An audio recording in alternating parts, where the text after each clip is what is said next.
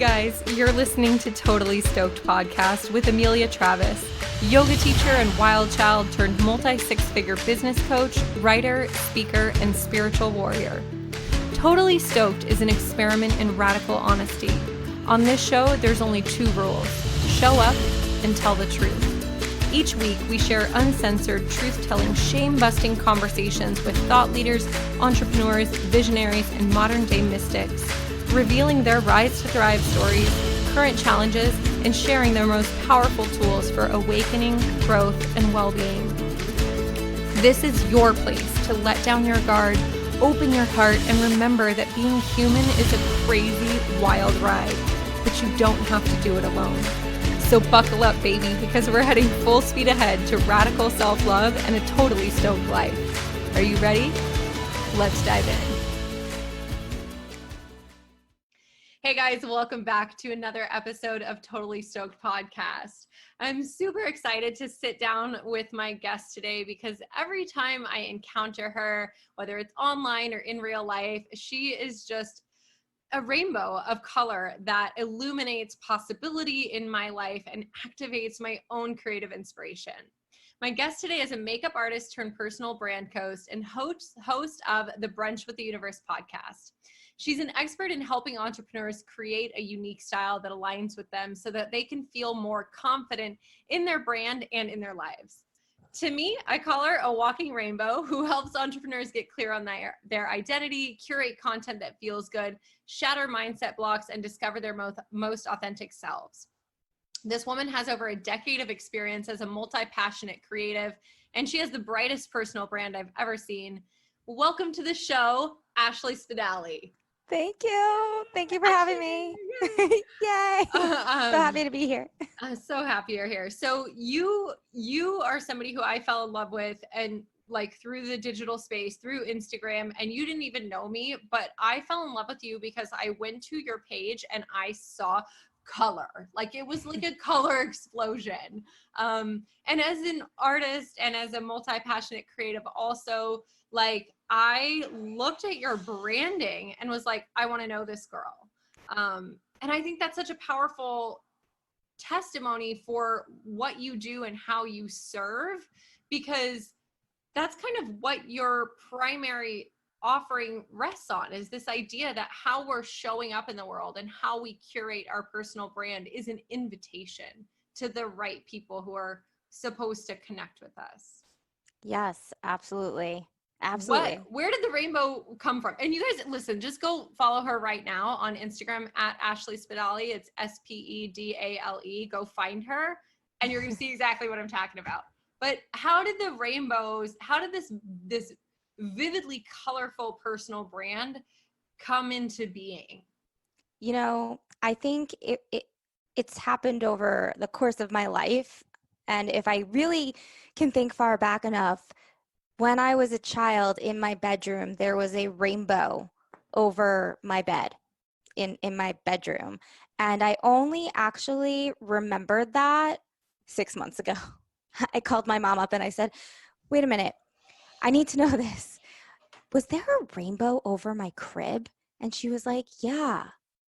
And I thought to myself, well, it all makes sense now. It was being programmed into your subconscious from a very young age. Yeah, she even told me that my sheets had rainbows on them. So I had no idea. I didn't remember. I just like had this vision recently, and I've just always been attracted to rainbows and color. Being an artist, a creative for basically my entire life, I just love color. So that's kind of how it just evolved into my brand. If you guys haven't seen her yet, I'm sitting here looking at her right now over the Zoom, and she's got this shocking pink hair that just like literally cheers me up by looking at it. Maybe that's why you did that. Was it so you could be happier every time you looked in the mirror? Yeah. Everybody always asks, why did you dye your hair pink? And where did that come from? And I was brunette most of my life until I was 31. And I had never really dyed it or touched it at all. And I had gone to Rome. And while I was in Rome, I had this intuitive download, dye your hair pink. And I was terrified, like literally terrified. I was like, am I really going to dye my entire head pink? This is crazy. But, and it kept getting louder and louder. Do it, do it, do it. So like a month and a half later, I dyed my hair pink. And it was literally the best decision I ever made. And I didn't know what was going to come out of it, right? I just had this intuitive download, dye your hair pink, and it was one of the best branding choices I could have ever made. But I definitely didn't know that that's what I was creating at the time. How long ago was that? It's almost 3 years ago. Yeah, So now it's become like an intrinsic part of your brand. absolutely. Do you feel stuck in the pink hair now, or do you feel like you are free to change it and it would be okay? Nobody's ever asked that question. People ask a lot, will you do another color? And I never say never. However, I don't really feel like I don't have the urge to do another color. There are moments where I think about, oh, what would life be like if my hair was still brown? If I'm having like one of those ego days, But for the most part, this feels like me. It just feels good. It feels natural. So I think that's really interesting because it's a seemingly totally random intuitive download that doesn't maybe on the surface have anything to do with business, but you said that it had everything to do with you creating more brand success. What does your hair have to do with your brand being successful? I really feel as though I was always like bright and fun, and you could ask friends growing up. Like, I was on the wings of stage one time when we were performing in a play, and the girls were going around, what's your favorite color? What's your favorite color? And I said, yellow. And they were like, yellow, why? And I said, because it's a happy color. So I kind of have always been associated with bright colors and sparkles and glitters and unicorns even before my hair was pink. So when I did this, I didn't actually know how powerful it was going to be because it just amplified who I actually am, like visually amplified, because it's risky, it's vibrant, it's stand out, it's people are going to notice you when you walk down the street, Mm-hmm. and you cannot hide when you do this. And when I did it, I didn't think about that. I'm from New York, and I really just walked around with these huge sunglasses on, like, don't talk to me, I don't have time for this, da da da da. And that was how I lived my life. And then when I did this, more and more people actually wanted to stop and talk to me and have a conversation. And then I started to realize, people really just want connection, and being in a state like New York, being in the suburbs of New York City, people a lot of the time are angry. They don't have time to speak. They don't have time to stop and talk. And what I recognized was I was starting to build connections with people. And then that started to transfer online, because all of a sudden I I was doing Instagram, and I was taking photos, and I was blogging, and I was trying to make YouTube videos and creating content all the time. And when I had brown hair, it was there, but something happened where it was almost like I gained like a higher version of myself. Became more powerful because I think I felt more confident in me Mm-hmm. by just having pink hair. Mm-hmm. Yeah, and the reason I think I wanted to dig into that a little bit is what you touched on, that it's amplifying something about yourself that's different, or maybe even weird, or maybe risky, or maybe polarizing or attention grabbing. And a lot of times I think, especially with women, there's a tendency to want to anything that makes us stand out or makes us different, like kind of temper that or hide it or cover it up. And what many of the really successful people that I know would say, it just goes in the opposite direction from hiding it, but like playing it up. Like, what is it that makes you different? What is it that makes you stand out? What is the thing that you've maybe felt like you needed to like rein in? Like, let's blow that up. Let's make it bigger. And I think that is what I see you doing so clearly in the digital space, and also like what you're helping people do. So one of the things that I know is that for the most part, people don't come into this experience of being really confident in their authentic selves without some kind of adversity or some kind of background where they were people pleasing, where they were making themselves small, where they were holding back their full authentic selves in one way or another. Is that your story? Like what was your life like before the pink hair and before you said you lived in New York? Can you take us back and give us a little bit of background about yourself, your upbringing, and maybe anything that predated this bold and confident version of yourself? Yeah, for sure. So I'll take it back to just high school, I guess. I had friends, but I was never in a popular group. I kind of always felt like I didn't quite fit in. But I loved to perform on stage. It was like an escape. So singing, acting, dancing, like anything in that realm, I Oh, just you're a loved to triple do. threat. Yeah. I grew up doing the morning announcements from 5th grade on over the loudspeaker. That's cool. I kind of just knew at a young age that I wanted to be speaking. So I had been doing that for years. And then I graduated early because I hated college. I mean, sorry, I also hated college, but I hated high school. And then I went into college early. And then I graduated college in 3 years also because I just wanted to get out and I just didn't want to do school anymore. And I just felt like I had to do school because my parents were like, you should really get a degree and da da da da. And I did. And it was in radio, TV, broadcast, film. And then I worked in that for a minute. And then from there, I went and I decided I was going to be a makeup artist. So for the last 15 years, I've done makeup professionally on I've done Broadway, New York Fashion Week, print, film, like all the things, weddings, all of them. And I loved it because it gave me this creative outlet and it allowed me to help people, like really help people and make them feel good. And that's really one thing as a child that I always loved to help people. If somebody was being bullied, I was the person who stood up and like said to the person who was bullying the other kid, like, hey, why are you doing that? Calm down. Like, just leave them alone. So that kind of is like the background. I also had a cupcake business in my early 20s to mid 20s.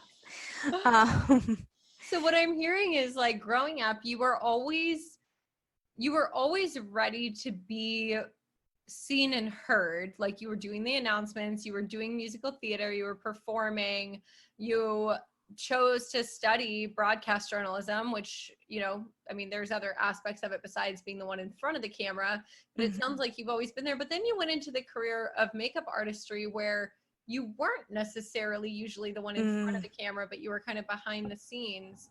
Yeah. Did Yeah. that feel restrictive for you? I mean, it sounded like you were playing up another aspect of your gifting, which is like serving people and helping people. But during that period, was there part of you that was like, I want to be the one in front of the camera? Like, Absolutely. My mom always used to say to me, you know, you could get in through the back door. Get in through the back door. If you're in production or you're doing makeup, like talk to people, you could get in the back door. And I like made so many great connections, but it was never really like what was in alignment for what I actually wanted, which was to be like, I actually wanted to be a VJ on MTV. I wanted to be hosting, and there were fears that came up that maybe I wasn't good enough, or I don't know how I'm going to do this. Do I want it bad enough? So I kind of like stepped back out of the light to make other people shine. So I dimmed myself a bit. And throughout the course of my 20s, I like dated different guys. And there was one guy in particular that I dated who I thought I was going to marry, who ended up cheating on me. And then from there on out, all I really wanted was to be loved. So my mom always used to say, like, if you don't love yourself, how the hell are you going to love somebody else? Which is a RuPaul quote. And she'd be like, you don't love yourself. And I would say to her, I love myself. I don't know what you're talking about. And I didn't really recognize that I didn't actually love myself until I got into a seriously emotionally abusive relationship. And I struggled with anxiety throughout most of my life, and in my early 20s took medications for it. And in 2012, I had decided, like, I'm done. This is making me feel like a shell of a human being. And I weaned myself off. And that first year and a half was really rough. really, really rough. And I did, like, I just wanted love. I just wanted, my friends were getting married, they were having babies, and I was like 26, 27 at this time. And I just thought like, okay, this is what everybody else is doing. I'm behind. And I found myself in a relationship with this guy. And at first I didn't want to date him because my intuition was like, mm-mm. Then he like shape shifted into this person that was like or appeared to be so loving and so caring. And like that made me go, oh, he like really likes me. He really wants to date me. Let me try and give it a try. And here I am. I'm in this month-long relationship, and all of a sudden I start to see different things with this guy. And I start to get scared. So 6 weeks in, I was doing a gig with some friends. At the time, I was burlesque dancing, actually, and I had gotten into the New Orleans Burlesque Festival with a friend. And we were set to go and travel and do this. And because I was dating this guy, he freaked out and was like, you can't do that. Like, you're basically a whore. You're on stage, like, with your tits out and like all this stuff. And I'm thinking like, well, not a stripper. This is art. It's like being a showgirl, and it was like an expressive outlet for me with one of my friends. And I was like, how cool, like, to say like, hey, I was in a burlesque festival, and he just made it seem like I was like this disgusting, horrible human being. And that was like the first time of that. And then it progressively got worse and worse, where he would just be like, you're so weird. You have this bright pink couch. You need to get this out of your apartment. And it was my apartment, but he was basically like living there. And I started to recognize that he was like so emotionally abusive to me, that I was so afraid, because he would start to blame things on me as if he was going to kill himself because of me, and would take knives, nooses, guns to like in front of me to express that he was going to hurt himself because of me and blame it on me. And at the time, because I'm so empathetic, I really was like, I didn't know any better. I was like, oh my God, if this guy kills himself, like what am I going to do? Like, I need to protect him and make sure that he's like, but he needs to get help. So in the process of trying to get him help, I was trying to get myself help, but I had become so terrified that he basically brainwashed me at that point in my life, where everything that he said, I was so afraid that it was going to happen that I couldn't turn to people around in my life. And the people that I did were so afraid of what was actually going on that they didn't know how to help me, that they removed themselves. It was a very scary time. And I was waitressing these underground poker games. And I hadn't felt very good about that situation to begin with. And he was like, you can't do that anymore. You can't be around these guys anymore. You can't do it. And I was like, well, what am I going to do? Like, makeup is slow right now. Like, we're stepping into winter. How am I going to make money? And I hadn't worked a regular job in forever. I had always been freelance. So I got a job at Starbucks, which was like basically nothing. And then I couldn't pay my rent, and I got evicted from my apartment. I should also say, though, it was a slumlord and there was mold growing in my apartment. And that was honestly the reason why I didn't pay my rent for a month, because I was like, you need to fix this because this is not okay. And they then decided to take me to court for that, which is not very cool.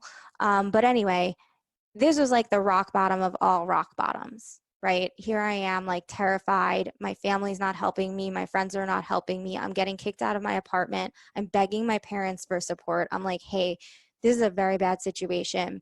This guy had already hurt my dog Zeus. If you guys just are starting to follow me, you'll see him all over my feed. If you know who I am, you see him all the time in my Instagram stories. This guy almost killed my dog. And my mom was like, it'll be okay. Just move in with him. I was like, it's not going to be okay. Like, I might die. I don't think you understand. I might die. So I did move in with him. It was like a week. And then finally I like begged my parents and a couple of friends, and they came and they helped. And like I was kind of homeless for 2 weeks until I found a new space and got support from some people in my life. But that was the lowest of low that I've ever been in my life. To hear that juxtaposed with where you are now and how your brand presentation is now, and people see this really empowered and confident and sovereign being, this woman who just like, I mean, your very presence is really powerful. And beyond that, I would say, like, when I first met you in person, you have an energy that is like a command presence. Like, you may not necessarily be like the loudest person verbally, but you have a very commanding presence about you. Like, I'm like, oh, I'm in like the company of someone who I respect, and I don't even know her, you know what I mean? And so I think that's really interesting, because when we hear about psychological manipulation and we hear about emotional abuse, like, you can be a strong ass woman and be being abused. It happens all the time. Like, Oh, yeah. it happened to me, it happened to you, it happened to a lot of the bravest, strongest, smartest women I know. And so if you're hearing yourself in this story, whether you're in it now or you're seeing the red flags, or whether you're coming out on the other side of it, like, what would you say, Ashley, to the women who are maybe still closer to that experience, and because of it feel like they fucked everything up, and now, like, who are they to do something great, or who are they to pursue their business, or who are they to move to California or whatever? Like, you just shared with us the rock bottom, and obviously, like, if you go and look at your Instagram now or look at your website now, you'll see a really different version, but you're the same woman. So, like, Yeah. how would you encourage people who maybe are still in that period, or like struggling kind of just on the other side of it? Maybe they've just left someone or broken up with someone who is really toxic, and they're just really struggling to even find their own footing and their own identity. Like, what would you say to them?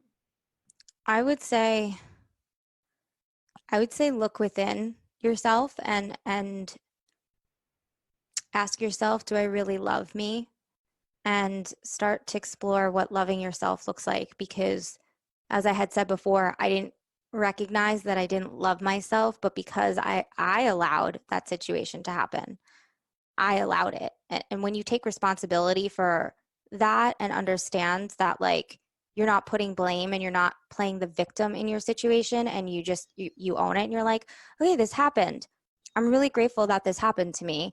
And now I can take this and I can move forward with my life and use it as a power, like fuel to, like, move forward. Because really, I mean, like, when I was in that space, I just knew, I was like, oh, like, shit's really bad right now, but there's got to be more. I see other people, like, living a really great life. I don't know how they did it, but I was determined that I was going to have a really good life, and that I was going to do the things that I want to do. I was not going to allow anybody to tell me that I couldn't be me any longer, that it was weird to be me. Nobody should tell you that.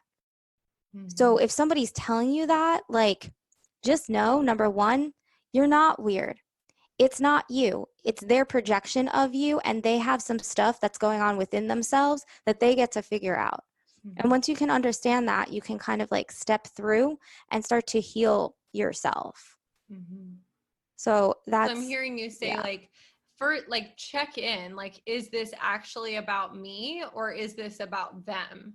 And start to create some recognition around that. And then you said, like, love yourself. For people who are in self-hatred or self-loathing, or are starting their personal development journey, and they keep hearing this message of, like, love yourself, and they're like, Ashley, I, like, legit don't know how. Like, how do I start doing that? Like, and it sounds like you always maybe had confidence, but, like, you also had a lot of compassion and a level of caring about other people that led to you not caring enough about yourself. So it doesn't really sound like for you it was necessarily coming from a place of, like, self-hatred or self-loathing, but, like, did you ever struggle with, you said, you realized that you were struggling with self-love, and when you started to be able to activate that, were there any tangible practices or things that you could share, even as simple as like, you know, just looking in the mirror and like finding one thing to like about yourself? Or was there Yeah, anything that was actually helpful for you? absolutely. I can vividly remember like what I actually started to do. I just started to do research on how do I feel happy and like good, because I felt really crappy. Like I feel as though what you just described is me. Like I definitely, there's always been like a kind of confidence, like knowing that like who I am, but also when you're beaten down so hard by somebody that you think that you love, or they love you, quote unquote, um, it really does do a number on your mind, because your mind is super powerful. So what I started to explore was, okay, what do people who are really happy do? Like, what are their practices? What do they do? Like, I will literally try anything.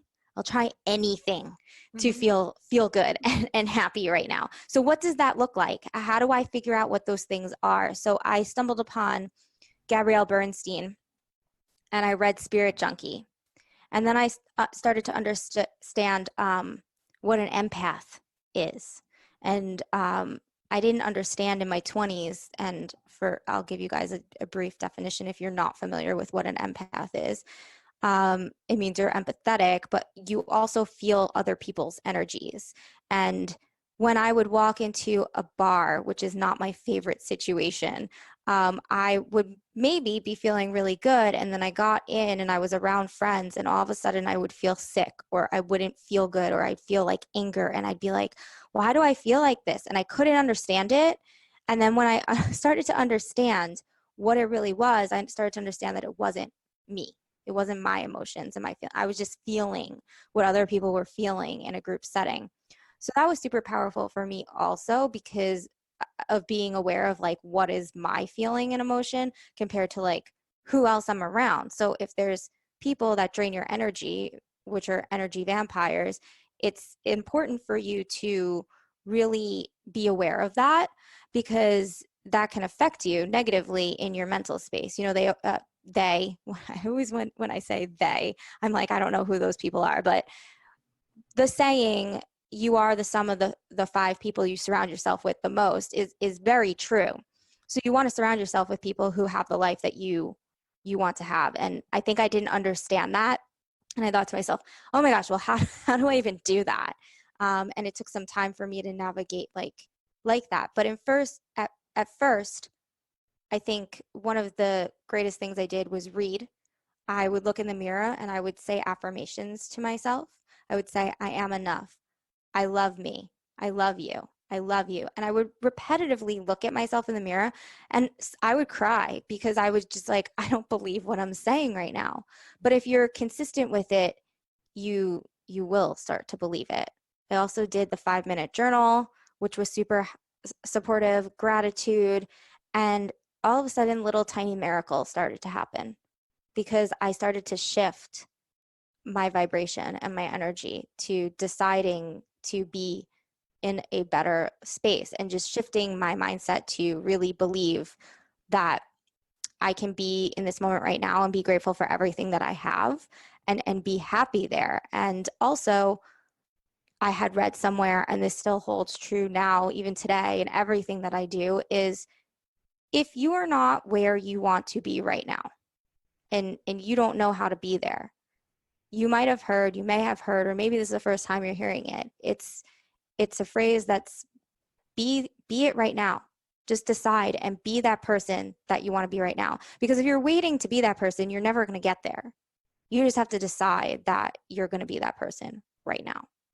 And for some of you, you might not understand that, but it's a feeling, it's an emotion. So if you can get yourself almost in an imaginary state to feel what it would be like to be that person that you're envisioning being, you start to actually create that.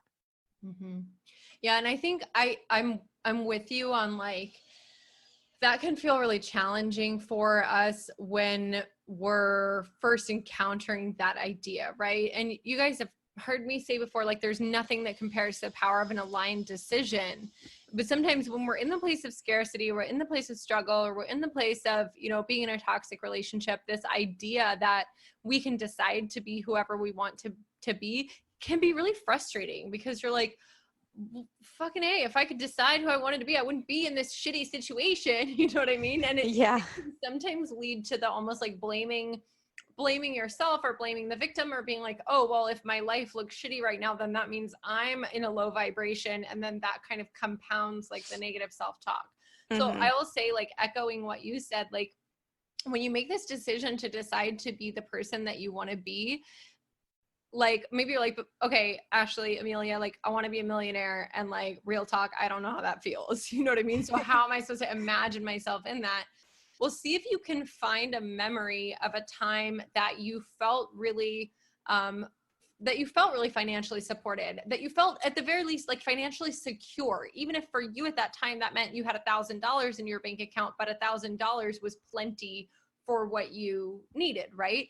Think about a time that you were able to purchase something and it was like a really easy purchase, or a time that you're like, hey guys, like I'll pick up the tab, and you knew that you really could, and you knew that it felt really good, and that it felt really high vibe. Like take like the little baby piece of the big thing that you want to cultivate, or the thing that feels maybe out of reach, and like see if you can find like the smallest version of that to hold. You know what I mean? Same thing if you're like really stuck in like these negative thought patterns of fear or scarcity or anxiety or whatever, see if you can find the opposite of that emotion. So like fear, love, anxiety, faith, you know, and then like unhappiness or depression, joy, right? And then take that positive emotion and find something small that helps you connect with it. So connect with a memory of love, connect with a memory of faith, or feeling really supported by the universe, connect with a memory of joy. And it doesn't matter if it's something as small as like,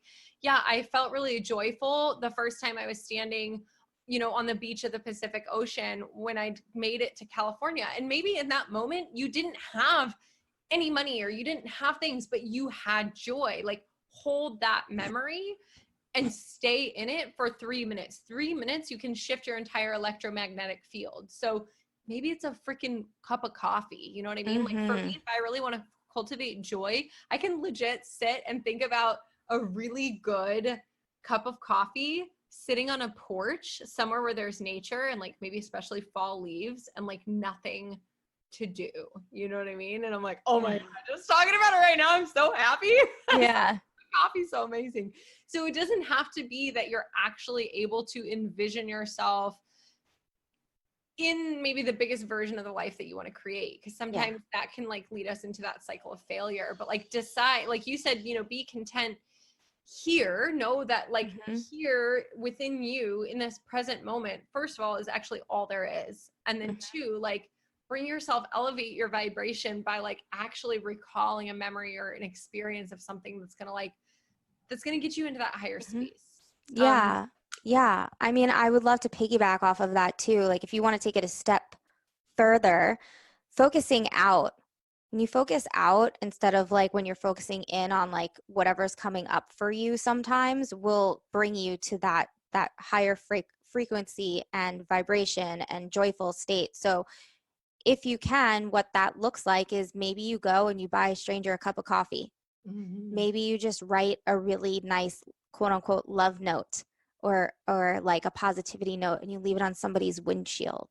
By doing that will elevate your vibration by just giving. If I got chills, and I'm like, I got my Post-its ready. I'm gonna get my notes on every car in my neighborhood. Yeah. Like if you just take a moment to make a difference in somebody else's day, and like leaving a note costs nothing, right? If you have the little bit of extra, you know, cash to just give a random person a cup of coffee, and just, you know, that might be maybe out of your comfort zone. If it is, I encourage you to go do it even more tomorrow morning, when, you know, or this morning, depending upon when you are listening to this podcast. I encourage you to just buy a stranger a cup of coffee. Tag myself and Amelia in it. I want to know that you did it, because I would love to hear how that made you feel. And then the reaction of the person that you just probably made their day. And it was just so little for Mm-hmm. you taking the time to go do something like that. And if you guys want to make that fun, like super fun for yourself, maybe you're not comfortable like directly buying it for them, like do what Ashley said, get a cute little note card or a cute little envelope, put $5 in it and a little love note in it, and like hide it in the Starbucks bathroom, tape it to the inside of a stall, and then just sit and watch and wait for the person who comes out of the stall with it. And like, you're gonna feel so uplifted because you're going to see them being in the experience of feeling like they just received a miracle from the universe. You know what I mean? Even though it's small, it's like, small, but it's huge at the same time. Like, it's just with that little bit of intention to create something positive in a total stranger's life, that just will come back to you. So mm-hmm. whatever you're going through, just remember, like, there's somebody else out there that maybe is probably having a worse day than you. So the gratitude and then just the giving will automatically help you feel better. I love that so much. So you had this emotionally abusive relationship. You were dealing with this period of your life where um you were shifting. Like you said, you used to be medicated for anxiety, right? Was that around the same time that you were dealing with that relationship, or were those two different periods? They were two different periods. I would say I stepped into this relationship probably a year and a half later. Okay. So Or when maybe you, maybe it was within the year. No, it was within the year. I had gotten off at the end of 2012 and I ended up in this in 2013.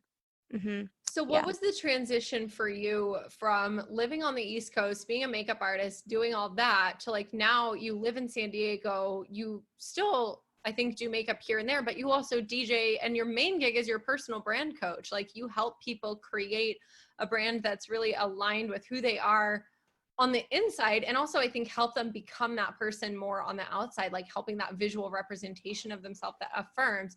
How the hell did you get from there to here? How did you get from the East Coast to the West Coast? How did you get from one really successful, I mean, you were doing it in as a makeup artist, to another really successful, but like what was that transition? Why did it happen? Take us on that journey. Sure. So, 3 years ago, I was dating a guy and he lived in New Jersey and we were in a relationship for 6 months. And then all of a sudden he was like, yeah, I just don't really feel like I've ever been in love and you're really amazing on paper. And, Oh God. um, I just don't feel it. And I was like, what? Okay. So in that moment, I decided that there was no reason why I was staying in Long Island, New York for any other amount of time. Like, why was I living there? I was not very happy um because of the weather. Like I'll blame the weather, but like also myself. But like I was very stagnant, right? I was doing makeup. I loved it. I was doing lash extensions, loved it, had basically a 6-figure business and was creating my own schedule, just pretty much the way that I do now, except that I love sunshine and palm trees and warm weather and like being outside. And I was finding that 3/4 of the year I was inside and then the weather was affecting my activity. And I also knew that I wanted to create something else in the world to help people, but I didn't know what it was. I was studying coaches and mentors and ever since I started on that journey of self-love and really just understanding um, who I am and becoming myself even more and not giving a fuck what other people thought and really like owning that and embodying that and expressing that, I just decided that it would just be the best decision to move. And I kind of planned it out for a year and a half. I just knew I wanted to come to California. I had lived in LA twice in my early 20s and went back to New York. I just didn't love LA. So I ended up Because LA sucks. No offense, all age dwellers. I'm sure you guys love it. It's just not for me. Not for me. The energy was very like heavy and toxic to me personally. So that was not where I wanted to end up. I knew that I wanted a sense of community, creativity, entrepreneurship where I grew up and where I was living. Didn't really have a lot of that. If I wanted to go live in Brooklyn, I'm sure that there was more of it. But I experienced when I had dated this guy that I had just told you about, Asbury Park, New Jersey, and they had like a really good like little art artsy community type of thing, like where people were like, yeah, support local and like do this in small business. And that was like, I was like, oh, huh, why don't we have this where I live? And I was just finding it very difficult. So when I made the decision to move to San Diego, I had done a lot of research on Southern California because I have two friends that live in Orange County, and San Diego just ended up being the choice because I discovered that there were a lot of entrepreneurs and bloggers. And at the time I was just really working on my blog and influencing, so to speak. I knew I wanted to have a podcast. Probably 4 years ago, I had the name and everything. I just never took action. I didn't know how to build an online business. I was, like I said, I was kind of on the sidelines watching people, and I just didn't know how I was going to do it. So I moved here, thought that I had a job, and it fell through. So I had saved a lot of money. I had credit, and I was like, all right, like, let's do it. And I ended up not having that job, like I said, and started to freelance again doing makeup, but it was not driving me enough. Like I could do it, but I didn't really want to rebuild being a makeup artist and doing lashes in California. Like I just knew I had a greater purpose. So it started the journey of what does online coaching for me look like? Like I know I love personal development. I know I love helping people. I just want people not to feel anxiety or like understand how to manage it better, because you know, we could go into anxiety a little bit for a moment and just say you can be diagnosed with it. You are not your anxiety, but you can acknowledge the fact that you feel anxiety, right? So I still feel anxiety. I feel anxiety this week.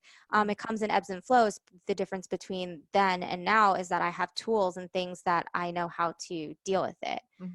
Anyway, so that started the journey. I was like, how am I going to create something that I can help people do? What am I good at? And I just basically started and decided, because honestly, I've been coaching for over a decade. All of my clients, lashes and makeup, I've supported them through some of the most stressful times. They've given me information that they've never told anybody else, and I've been able to coach them through it. So I almost already knew. And people always ask me like, "Oh, you're so good at makeup and color and putting things together and visuals, and you have such a standout brand," that I was like, "Oh, that's what I do." Because I was helping people do it already, but I just didn't understand that that's what I was doing. You know, I had like this aha moment. So it all just kind of fell into place where I stepped into coaching people on how to build a personal brand and really just figure out who they are, who their identity is, because in a world of Instagram and social media, people need help with certain things in their life, and they're going to work with people who they feel connected to. So putting up a highlight reel of just like the things that are like shiny and bright and like, great, my life is great, is cool.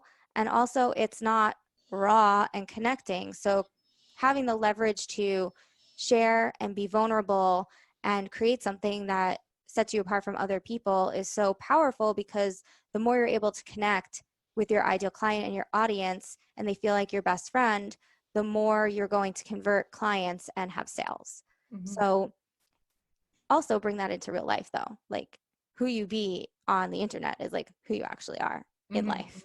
That's super important. And there's like 5 things that I want to ask you about after all that. So Yeah. I want to say, like, and you just kind of answered it, but like, you know, for entrepreneurs, I'm going to kind of 2-part this question. Why does branding matter? And you may need to also address what branding is, because a lot of people think that branding is your logo and like your color palette, and then that's it. You know what I mean? Yeah. Like they don't understand that branding is more than that. Branding is the experience that somebody has when they're connecting with you, which is exactly what you just said. But like, why, when somebody's looking at all the ways that they're going to invest, or like what coach they're going to get, right? And they're thinking about branding, like, if somebody's like, oh, that's not really that important because, you know, I got a website and it works, and like I got my social media and it works, and I'm laughing because like I already know the answer to this question or what I think it is,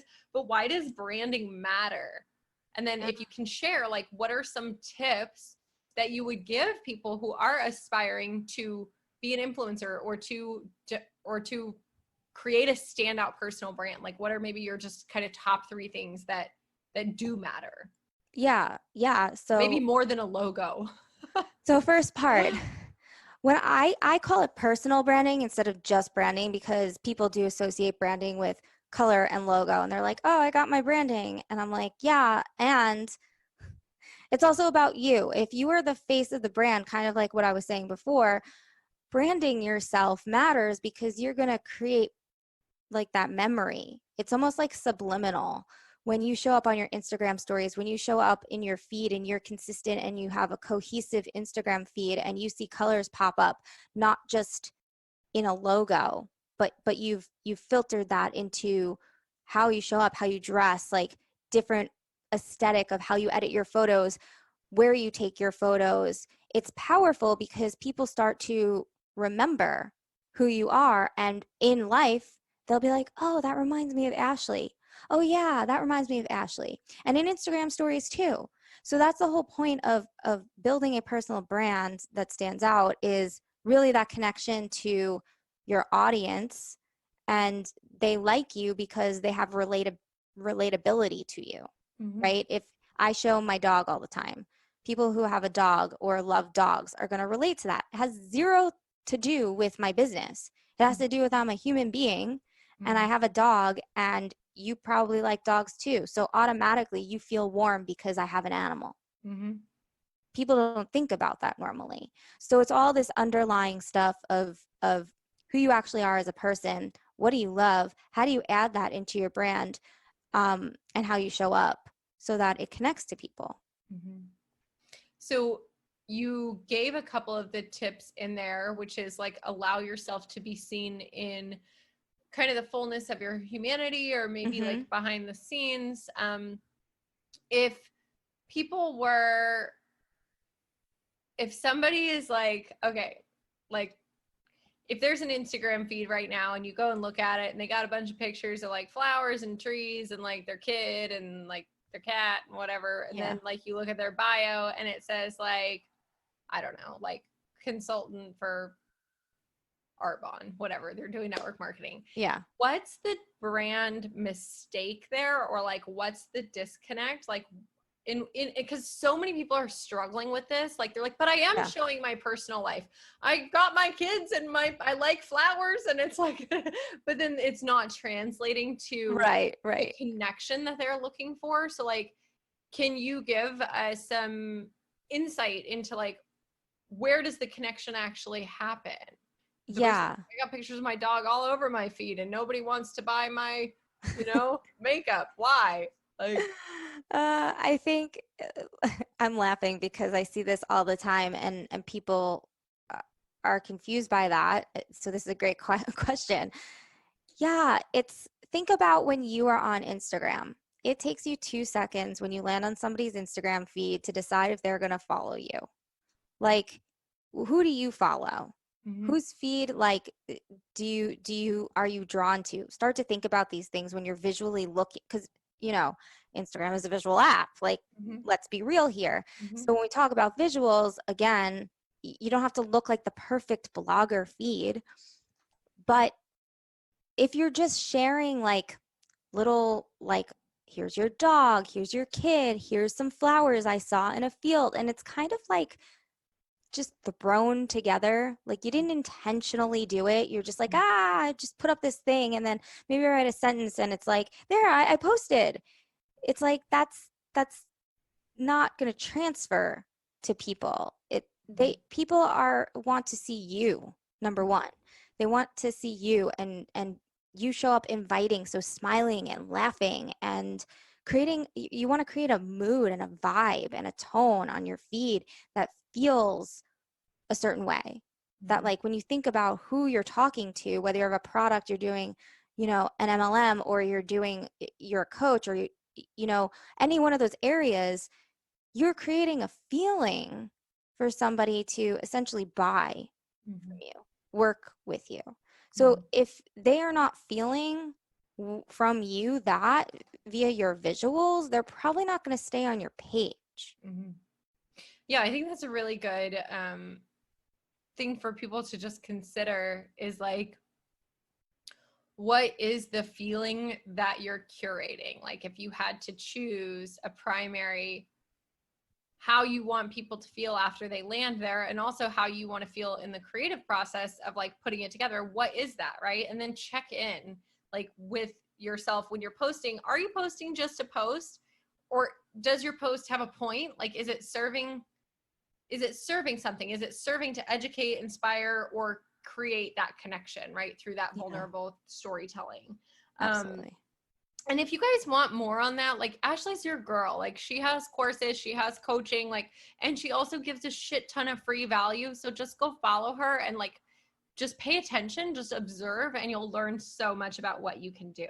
Oh yeah. The other thing that I wanted to say before we take this to the book club and start to wind things down is you mentioned that you have had a lifelong uh, I don't want to say battle, but like experience with anxiety, and that you have found tools that work for you. And you gave us a ton of amazing tools around practices to create happiness, everything from like checking in for energy vampires, practicing mirror talk, like, you know, practicing gratitude and practicing giving.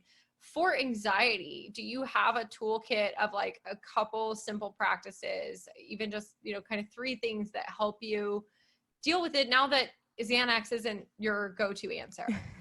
Yes, I would be more than happy to share these with you. So, one thing I do want to state is anxiety is a feeling that you have when you are not present. If you are in the past or you're in the future, that's when, and I say that like your mind is in the past or it's in the future, that's where you're thinking. You're not really here right now in this moment.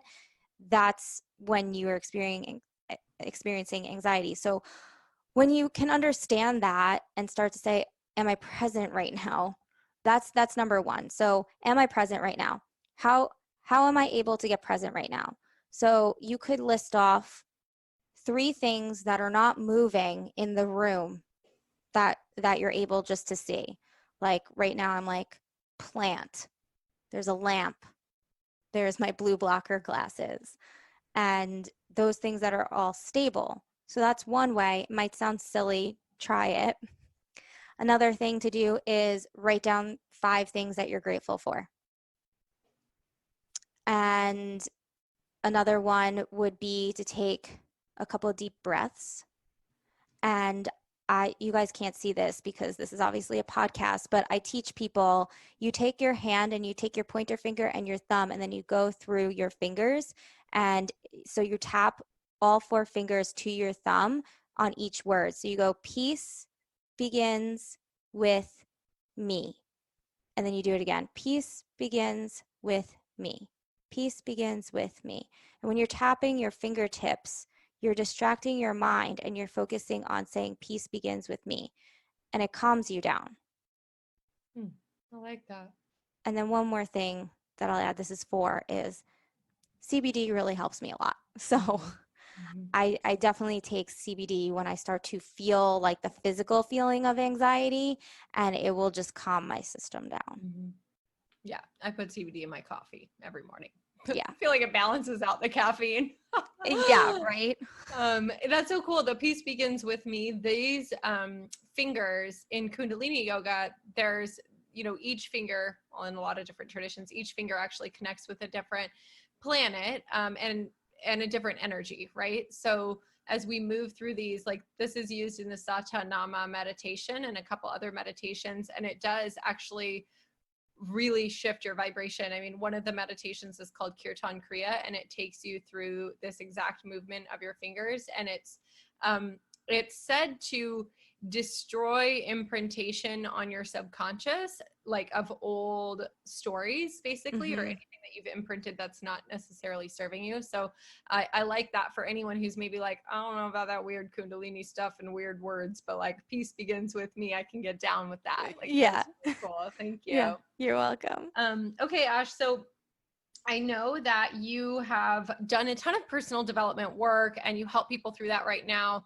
I like to invite our guests to share a book club choice, any book that has really been super powerful for you in creating change in your life or creating more stoke in your life or just helping you get to where you are today. So is there any book that comes to mind that you're like, yeah, that one was a game changer for me? I'm trying to think of, I'm in the Or a process of reading. podcast or something else, like if it's not a book. I'm in the process of reading multiple books right now. This isn't like, well, it's personal development, I guess, but the book Attachment Theories, Cool. about like if you're secure or anxious or what's the other one? I'm blanking out right now. That's all right. Attached, it's called. And they Yeah. don't have to be a personal development. Like it could be a novel even that you love, but like any book Yeah. or Attached is really powerful. It's in understanding your relationships with people. So it's if you are anxious, dependent, maybe what is it? codependent. Insecure. Oh. I think it's insecure. I'm sure there's going to be a bunch of you that are like screaming at the podcast, like, Yeah. know it. We'll put, we'll Because put it in somebody the else has show like, notes. we'll put it in the show notes. But yeah, you're either an anxious, secure, or avoidant. That's it. There you go. So that's a super powerful book to understanding how you show up in relationships and your tendencies as a human being. Things like that really make my brain go like, oh, yeah, I get it now. Yeah, for sure. I definitely, just as I hear you say that, I'm like, avoidant. I'm avoidant. Even though I like to think I confront things head on, I definitely have that like perfectionist in me where like if something's not going to be perfect, I'll just procrastinate it and like avoid doing it because what if I can't be the best, then I'll just be the worst. You know what I mean? Which is Yeah. not helpful. Like Yeah. I'm working on overcoming that. I won't claim that or own that anymore. Okay, the last thing I want to ask you before I let you go is if we ran into each other in an elevator or on the street or in the line for the bathroom at a bar that neither of us would probably be in these days, but if we only had 30 seconds to a minute together and you were going to share something with me, some wisdom, a quote, something that would impact my life, or just maybe even just the best advice you could give me in a short period of time, what would you tell me? Ooh, I know it's that's like so the good. pressure's on. What do you think I are the best words of wisdom you have? I think, I would initially ask you a question. I would say like what's your vision? What do you want to cause and create in the world? And then I would listen to you for a minute and then I would say, okay, that's amazing. Everything that you need is inside you already. The magic, it's there. So whatever it is that you want to go do it. Choose now. Don't wait for tomorrow. We don't know if we have tomorrow. Just go fucking do it. You're worth it. You're enough. Take the risk. Take the bet on yourself because you might surprise yourself. Not might, you will. If you just commit to something and you actually do it and just believe in yourself and trust yourself. And I'd be like, I got this, girl. And then I go drunk Yeah. cry in the bathroom. Yeah. I love that. I think that starting with a question, that's the first time that somebody has said that. And I think that that's really beautiful because you can't give somebody advice or create impact in somebody else's life without knowing what their deep driving desire is and without knowing what their unique dream seed is, like what was planted in their heart. Yeah. So I love that you said that. So I know you guys have fallen in love with Ashely, and I know you just want to hang out with her, and you can hang out with her on Brunch for the Universe podcast. You can hang out with her on the gram at Ashley Spedale. And if you want to find out more about her coaching, her courses, about how you can create a personal brand that reflects who you really are and attracts your ideal clients to you, you can go connect with her on the web as well, which is ashleyspedale.com. Yes? Yes. Yes. Thank you. Yes. And if you find yourself in San Diego and you see some pink hair walking around, flag them down. It might be Ashely, or it might be somebody else who just happens to have pink hair. Yeah, you never know. But she's super responsive and friendly on the social media. So go connect with her, make a new friend, and go learn from her. I know I've learned from her. I continue to stalk her social media and learn new things every day. And she also does a lot in the community. So, so just connect. Is there anything else you want to share with everyone before we sign off? I mean, you're just be you. Be you. Don't care what anybody else is going to think. I encourage you to get really uncomfortable and just do the thing that you've been thinking about doing right now. Yeah, so share this as stories, tag us, and tell us what is the baby step that you're taking in the direction of your dreams. What is the one little way that you're going to get uncomfortable today, or practice happiness, or do to work on your anxiety. Share us. We want to share us. Tag Share us. We'll share it. We want to connect with you. We love you guys. Ashely, Yes. thank you so much for taking the time to be here. You are a joy to be with, and I'm uplifted, and I'm going to go put notes on all kinds of stuff. Good. Yay. Thank you so much for having me. It's been amazing. Okay. Bye, Ashely. You. Bye, Zeus. See you guys later, and see you guys on the next episode.